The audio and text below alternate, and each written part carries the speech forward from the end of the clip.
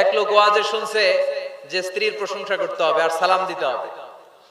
তো সে মাহফিল শেষ করে বাড়িতে যাওয়ার পরে স্ত্রী দরজা খুলে দিয়েছে, সে ঘরে ঢুকেই স্ত্রীকে সালাম দিচ্ছে, আসসালামু আলাইকুম।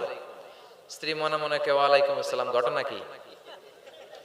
জীবনে তো এটা কোনোদিন সালাম দেয় নাই আমারে, আজকে কোনো নতুন মতলব টতলব আছে নাকি? তো যাই হোক, সালামের উত্তর দিয়ে ডাইনিং টেবিলে হাজবেন্ডকে বসিয়ে খাবার দিচ্ছে, স্বামীও খাচ্ছে, খায় আর মিটি মিটি হাসে। তো স্ত্রী বলে, এই রাত বাজে 1:30, ওয়াজ শুনে আসছে, ভালো কথা, হাসো কেন একা একা? কি হয়েছে, হাসো কেন? তো স্বামী ওই যে হুজুরের কাছ থেকে শুনছে স্ত্রীর প্রশংসা করতে হবে, রান্নার প্রশংসা, তো সে শুরু করছে। সে বলতেছে, শোনো, হাসতেছে এর কারণ হচ্ছে আজকে তোমার রান্নাটা এত মজা হয়েছে না, এত মজার রান্না আমার জীবনে আমি খাই নাই। প্রশংসা করতে শুরু করছে। তো রান্না মজা হয়েছে শুনে স্ত্রী তেলে বেগুনে জ্বলে উঠছে। সে বলে, কি রান্না মজা হয়েছে মানে বিগত 10 বছর ধরে তোমার রান্না করে খাওয়াই, একদিনও রান্নার প্রশংসা করলা না, আর আজকে পাশের ঘরের ভাবি একটু গরুর গোশতের তরকারি পাঠাইছিল, একটু গরুর গোশতের তরকারি পাঠাইছিল বাসায়, ওইটা দিয়েই তোমাকে খাবার দিছি, আমি আর রান্না টান্না চুলাই করি নাই। তো ওই বেডির রান্না তোমার এত ভালো লাগছে? খাও জন্মের খাও, আর রান্ধুম না। তো এরকম উল্টা পাল্টা প্রশংসা করলে কিন্তু চুলায় আগুন জ্বলবে না, রোজা রাখা লাগতে পারে।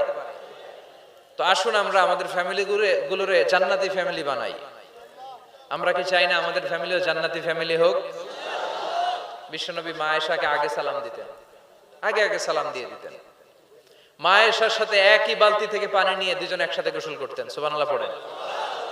গ্লাসের যেই জায়গায় ঠোঁট লাগিয়ে মা আয়েশা পানি খেতেন, বিশ্বনবী খুঁজে খুঁজে ওই জায়গায় ঠোঁট লাগিয়ে পানি খেতেন। মা আয়েশা হাড্ডি চুষে ফেলে দিলে ওই চোষা হাড্ডি নিয়ে বিশ্বনবী আবার চুষতে শুরু করে দিতেন। কি ভালোবাসা!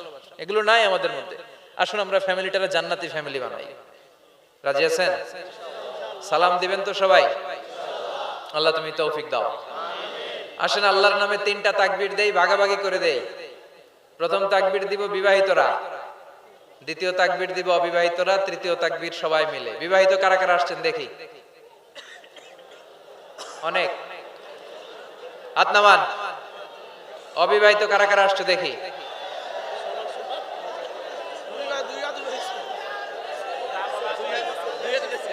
এই 2 হাত তোলা যাবে না, 1 হাত নামাও। অনেক আসছে অবিবাহিত।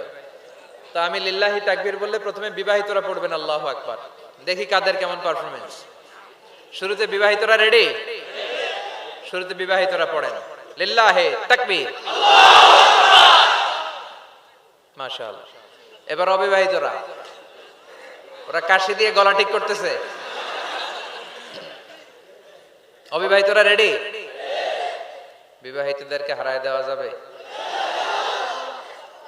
এবার অবিবাহিতরা দাও লিল্লাহি তাকবীর।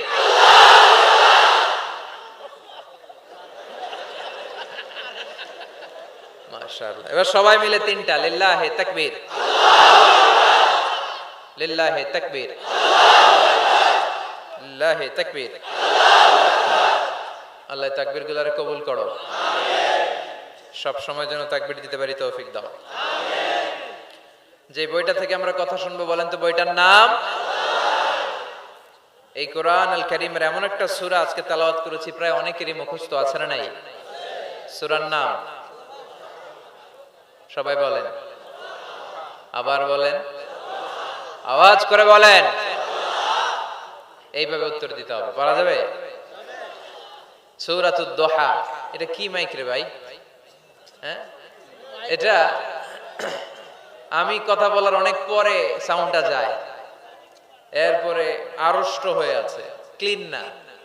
আপনারা মাইক সিস্টেম সব সময় ডিজিটাল মাইক রাখার চেষ্টা করবেন।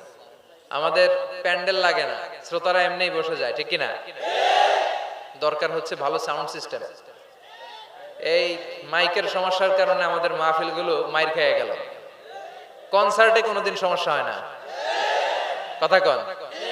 খালি ডেক সেট বাজে, দুম্মা চলে দুম, আছে না নাই? ওগুলাতে সমস্যা হয় না, যত সমস্যা মাহফিলে। তোমার সাউন্ডটা ঠিক করবা, সাউন্ডটা ভালো না। তো যে সূরা থেকে কথা শুনবো সূরার নাম কথা বলেন? দোহা মানে আলো, দোহা মানে আশার আলো। কিসের আলো? সম্ভাবনার আলো। সুবহানাল্লাহ পড়েন। আলো শুনলে ভালো লাগে না নাকি অন্ধকার ভালো লাগে?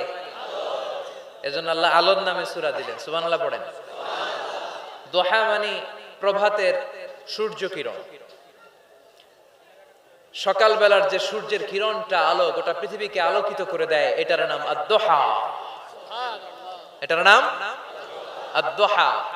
এই সূরাতুদ দোহা এটা একটা মোটিভেশনাল সূরা। কি সূরা?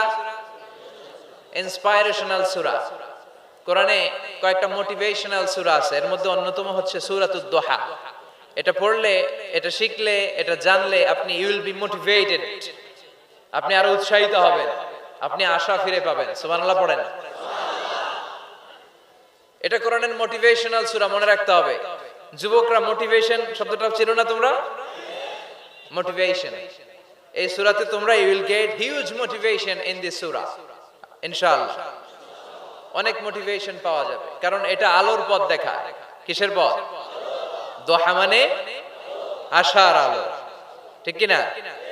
বিশ্বনবীকে আল্লাহ আলোর সাথে তুলনা করেছেন, বলেছেন বিশ্বনবী হচ্ছে নূর। সুবহানাল্লাহ পড়েন। এই কিতাবকে আল্লাহ, কোরআনকে আলোর সাথে তুলনা করেছেন। আল্লাহ বলেছেন এই কোরআন হচ্ছে নূর। আবার এই কোরআন অন্ধকার থেকে মানুষকে কোন দিকে নেয়? আলোর দিকে নেয়। আলিফ লাম রা, কিতাবুন আনজালনাহু ইলাইকা লিতুখরিজান NASA Minaj যুলুমাতি ইলান Noor. O Muhammad, my beloved last messenger, I've revealed this holy and sacred book unto you in order to lead the mankind out of darkness into the light. Light, কোরআন হচ্ছে একটা light. আবার বিশ্বনবী বলছেন আল্লাহ আপনি আমার ডানে নূর দেন, আমার বায়ে নূর দেন, আমার সামনে নূর দেন, আমার পেছনে নূর দেন, আমার উপরে নূর দেন, আমার নিচে নূর দেন, আমার গোশতের ভিতরে নূর দেন, আমার হাড্ডির ভিতরে নূর দেন, আমার জন্য আপনি নূরের ব্যবস্থা করে দেন। নূর চাইতেন, আলো চাইতেন। আর কোরআন এমন কিতাব যেটা আপনাকে আলোর দিকে নিবে। সুবহানাল্লাহ পড়েন। সূরার নাম সবাই বলেন সূরাতুদ দোহা। আওয়াজ করে একসাথে বলতে হবে সূরাতুদ দোহা। আলোর সূরা, সম্ভাবনার সূরা। সুবহানাল্লাহ পড়েন। কি সুন্দর কথা! আশার আলো, সম্ভাবনার আলো। এই সূরার সেন্ট্রাল থিম বা সাবজেক্ট ম্যাটার, সেন্ট্রাল থিম, কেন্দ্রীয় আলোচ্য বিষয় হচ্ছে নিরাশ হবেন না, হতাশ হবেন না, হাল ছাড়বেন না, ভরসা রাখুন কার উপর? মনে থাকবে? এই সূরার সেন্ট্রাল থিম বা সাবজেক্ট ম্যাটার, কেন্দ্রীয় আলোচ্য বিষয় হচ্ছে নিরাশ হওয়া যাবে না, হতাশ হওয়া যাবে না, হাল ছেড়ে দেওয়া যাবে না, ভরসা রাখতে হবে কার উপর?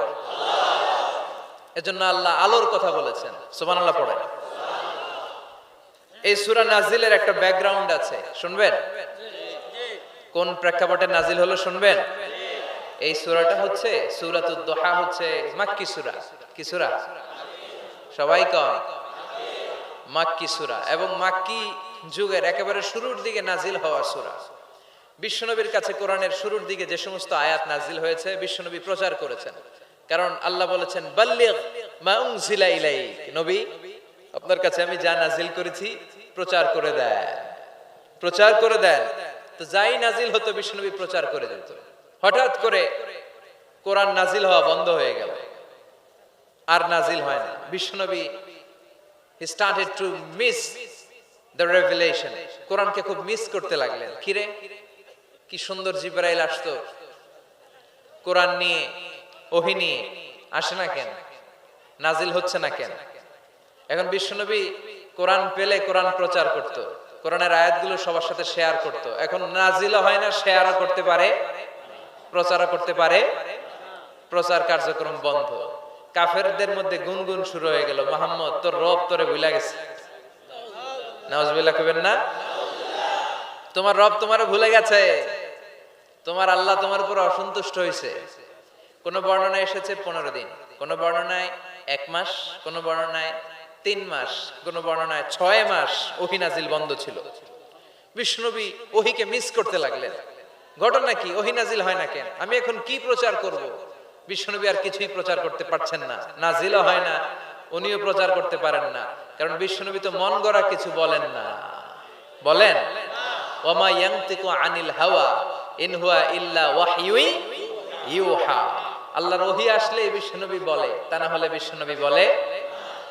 বিশ্বনবী যাই নাজিল হতো প্রচার করে দিতেন, যা তোনার উপর অবতীর্ণ হতো মানুষের সাথে শেয়ার করে দিতেন।